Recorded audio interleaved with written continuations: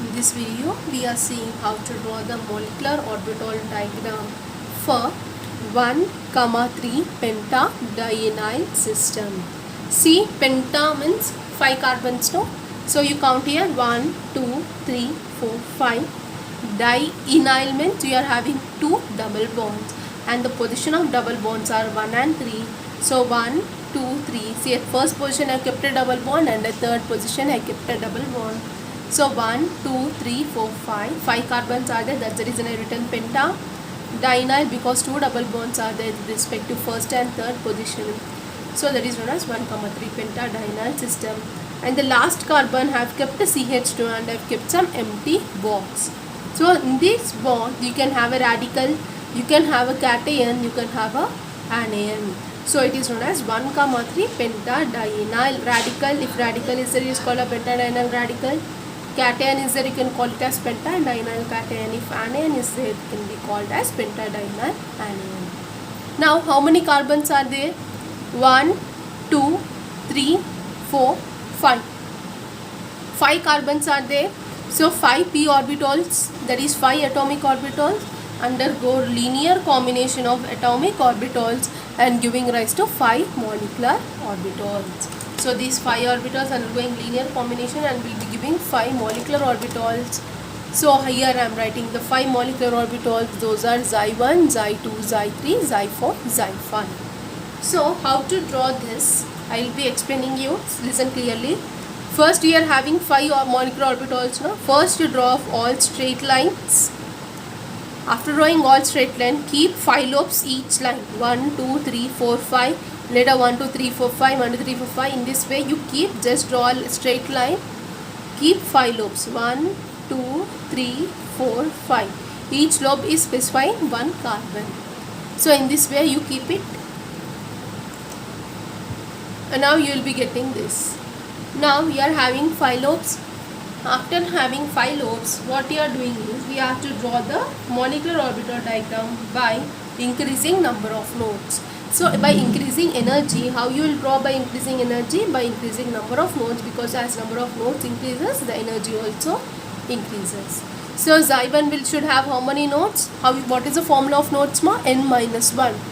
So Xi1 will be having how many nodes? Xi1 will be having 0 nodes, Xi2 will be having 1 node, Xi3 2 nodes, Xi4 3 nodes, and Xi5 respectively 4 nodes, because by following the formula n minus 1. Now how to draw this shading part based on number of nodes?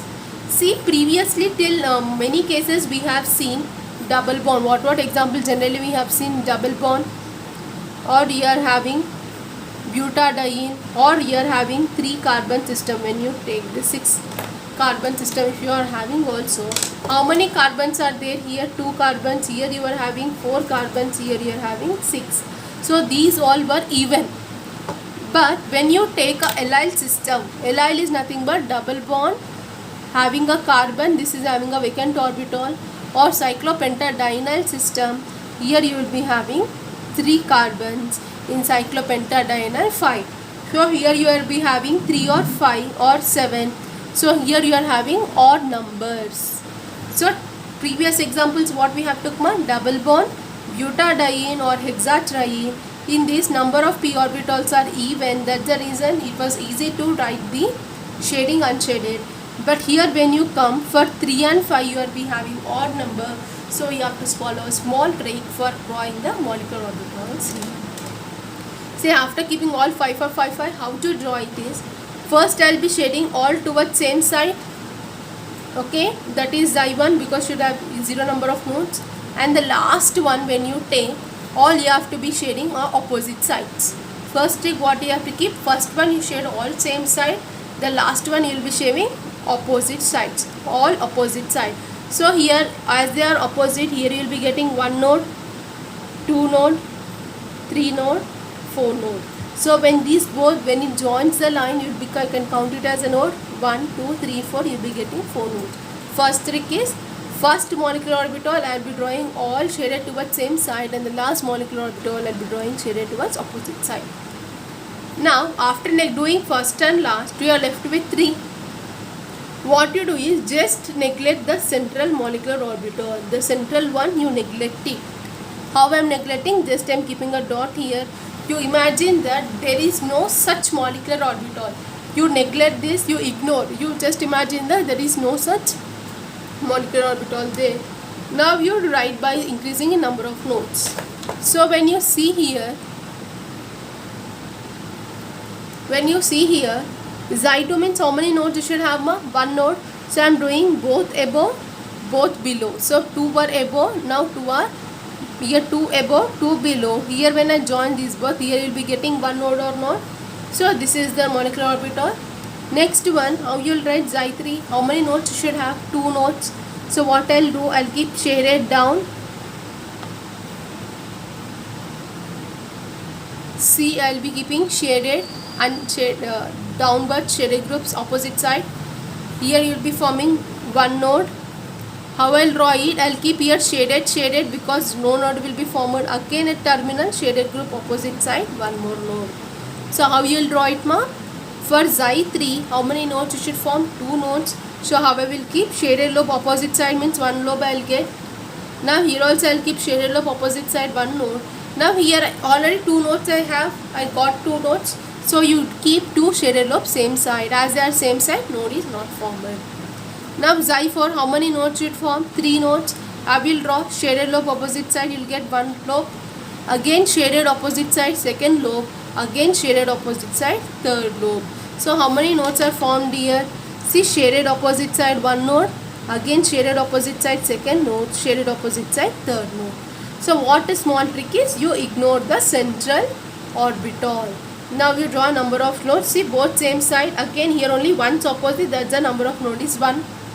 Here 2 times opposite, number of nodes are 2. Here 3 times opposite, number of nodes are 3. Here all are opposite, the number of nodes are 4. So based on this trick, you have to draw the xy1, xy2, xy3, xy4. Okay. Now you will be counting how many electrons are there. So before going to the counting how many electrons will be participating in the cation, radical and the anion, we will go to a simple one. You go to the basic structure. You ignore this empty one I am ignoring and you count the number of pi bonds. See here 1 pi bond, 2 pi bonds are there, no? So 2 pi bonds will be giving how many electrons, ma? 4 pi electrons. So okka pi bond la how many electrons you will be having? 2 pi electrons. In this pi bond also I will be having 2 pi electrons. So 2 plus 2, 4 pi electrons will be present. So 1, 2, 3, 4, 5. So how to draw HOMO and LUMO, for this I am explaining. See, first before drawing HOMO and LUMO, what I am doing is I am counting pi bonds. 2 pi bonds are there, 4 pi electrons that you keep in common. Okay, now I am taking a cation.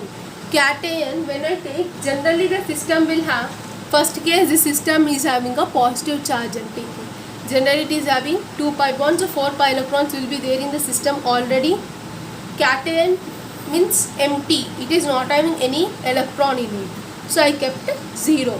So 4 plus 0, how many electrons are there? 4 electrons. Now here I am having xy1, xy2, xy3, xy4. So now I start filling the electrons. xy1, xy2, xy3, xy4, xy5. Xy4. Now I will be start filling the electron. How many electrons are there? 4 pi electrons are there. So here I will fill 2 electrons. Again 3, 4. Once I have filled, the highest occupied molecular orbital will be HOMO and the lowest unoccupied. So these 3 are unoccupied. Out of these 3, the lowest is LUMO. This I am explaining regarding the ground state. Now if you go to excited state, what will happen? One of the electron will jump here. In excited state, this will be a HOMO. What will be a HOMO? Xy3 will be HOMO. When you take the ground state, this is your ground state, ma. When you take ground state, till here only the electrons are filled. So HOMO will be xy2. Now how you will write the excited state? One of the electron will be shifting from here to here. So this will become the highest occupied molecular orbital. Xy3 will be the HOMO for excited state. Here only I am drawing regarding the ground states only. Now when you take a radical, with respect to radical, generally the system is having 4 pi electrons. 4 pi electrons are common. Now radical is a single electron species. So I am adding 1 electron. So total 5 electrons. So I am start filling. 1 2 3 4 5. I have filled 5 electrons. Now you see HOMO in ground state. This is also ground state only I am taking. HOMO in ground state will be what? Xi3 for radical. For radical, HOMO in ground state will be Xi3 and LUMO will be Xi4. So when I do take excited state, so this electron will be jumping here due to excited state. So at that time HOMO will be Xi4. You try by yourself the excited states. Okay. Last example one I am taking here is a anion. So when you consider anion, see, anion is having how many electrons? You will be having 2 electrons. Already 4 pi electrons are there. Extra I am taking 2 electrons. So total 6 electrons are there. So anion I am starting a filling 1 2 3 4 5 6. These 2 are empty. So which is the HOMO? Here HOMO, out of 3 occupied molecular orbital, higher energy is for this. So it is known as HOMO, and out of unoccupied lower energy is for this. So it is LUMO. So here Xi3 will be the HOMO for pentadienyl anion. Xi4 will be the LUMO. And when you do excited state, what will happen? One of the electron will jump here. So this will become the HOMO for excited state, and this will be a LUMO for excited state. Now here when you see here when I jump this here you will be having a electron. So this one will be the HOMO for excited state. Now here only one electron is there, that is jumped above. So this will become empty, no, at that time. For excited state I am explaining, this is ground state. For excited state, after jumping this will become empty. As it is empty, 2 are empty. Now out of these 2, this is having lowest occupied molecular orbital. So for radical species, the LUMO at excited state will be this. Whereas when you see here, after jumping also, here one more electron is there. So here one more is there. So as it is occupied already, so it will be the, as it is occupied. So this is shifting here. This is I am explaining regarding excited state ma. See, when I shift an electron here, this will not be empty. Whereas here only one electron is there. After shifting here it will become empty, but here it doesn't become empty. So only you will be having one unoccupied molecular orbital. Whereas in radical, after shifting here you will be having an empty orbital. That's the reason here you will be having a 2 empty orbitals. So this is regarding the pentadienyl cation. Now your homework is you have to draw the molecular orbital diagram for 1, 3, 5 heptatrienyl system. The structure of that system I have written, see, 1, 2, 3, 4, 5, 6, 7. Hepta means 7 carbons we have to draw. Later they have said it trienyl, 3 double bond positions they have given, 1, 2, 3. See, what you do is you keep 7 carbons, keep numbering.